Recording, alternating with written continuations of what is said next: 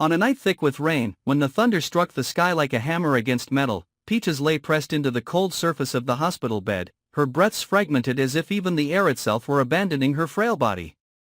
Raindrops streaked the window, forming long, blurred trails that resembled the tangled memories crawling through her mind, memories she knew she had to speak now, or they would never see the light. The doctor had warned her she had only hours left, maybe less. But what terrified her most wasn't death. It was silence. The silence she had allowed to stretch for far too long, covering everything she had witnessed, including the crimes hidden behind the composure of a woman whose name alone was enough to send a chill through her spine.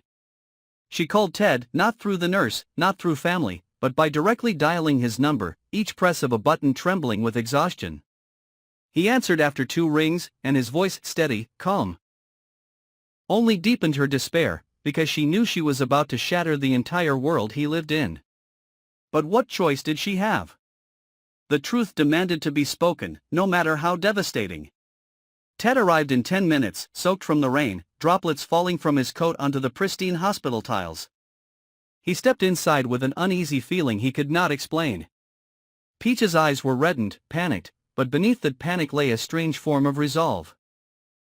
The resolve of someone about to die, yet determined to drag the darkness into the light before she went. She grasped Ted's hand, her fingers ice-cold, her voice raspy as if her vocal cords had been scorched. She began to recount the truth, piece by piece, events buried under years of lies, how Leslie had stood still as Alan went into a medical crisis, watching him as though witnessing a performance whose ending she already knew. She did not call for help. Did not reach out a hand. Did nothing except wait. Only when Alan collapsed completely, his breaths fading, did Leslie dial emergency services, too late. And afterward, she swallowed the entire life insurance payout. She built an image of a woman reborn from tragedy, pretending to rebuild her life after the loss of her husband. For years, no one suspected a thing. Who would question a widow crying before the community? Who would imagine that behind those tears was the architecture of a perfect crime? Ted felt the ground disappear beneath him. His hand still held Peaches, but his heart was drifting into a void. Yet she had not finished. There was something heavier, something that had crushed her conscience for years. She opened her mouth to continue, but the hospital room door swung open. Leslie entered.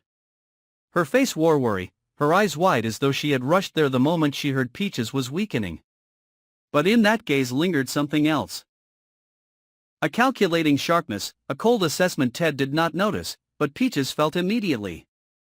Leslie was not there out of concern. She was there to control the situation. Feeling the danger tightening around her throat, Peaches tried to speak faster, racing against the death she knew was coming. She needed to tell Ted about Eva. About the secret Leslie had buried. That Eva was not his biological daughter. But before she could finish, a violent stab of pain burst across her chest. The monitor began beeping wildly. The alarm scream filled the room. Peaches reached out. Ted called for a nurse. But Leslie, standing closer to the control panel, pressed the emergency button, a few seconds too late. Only a few seconds, yet long enough for Peaches' eyes to widen for the last time before slowly closing, taking with them the missing pieces of the truth she never finished revealing. Did Peaches truly die from heart failure? Or had Leslie seen the perfect moment to silence the only person who knew her entire secret and seized it? Why didn't she choose a more direct method? Why choose delay, a natural death, a clean facade untouched by suspicion? And was this the first time she had done such a thing, or merely another act in a pattern hidden under her flawless exterior? Ted was devastated. The fragmented words Peaches managed to say, Eva, not your daughter. Alan. Leslie, she let him die. Echoed in his mind like shards of shattered glass, sharp yet incomplete. They weren't enough to accuse anyone, but they were enough to destroy his peace. Leslie immediately slipped into the role of grieving friend. She took Ted's hand, claiming Peaches had been delusional, her mind clouded by medication and illness. She spoke fondly of Alan, as if trying to coat Peaches' last words in sugar, rewriting her as a desperate liar. But in that very moment, Ted's eyes toward Leslie shifted. The blind trust he once gave her turned into a cold mist of suspicion. And Leslie sensed it instantly, a chill running through her as though a draft had swept through her soul. What Ted did not know was that Peaches had uncovered the truth not from rumors but from reading Alan's real medical file. The transfer date didn't match the death certificate. Something was wrong. Very wrong. Peaches had considered telling someone, but her fear of Leslie. A fear so deep that even the sound of her heels made Peaches feel suffocated, kept her silent. Only at the end, crushed by guilt, did she choose to speak, giving Ted not only the truth but the address of the facility where Alan lived like a nameless ghost. Ted acted immediately, sending someone to investigate the facility Peaches mentioned. The days that followed kept him suspended between belief and terror. Was Peaches telling the truth? Did Leslie really let her husband die? And if Alan were alive, would he be strong enough to expose her? While Ted spiraled in doubt, Leslie attended meetings, signing trust fund documents, preparing to claim the money she had long awaited, the money that would perfect her image as a woman who rebuilt her life after devastation. She was oblivious to the fact that her darkest secret was slowly being unearthed. She had no idea that someone she thought dead was stirring in the shadows, waiting for the moment to step into the light.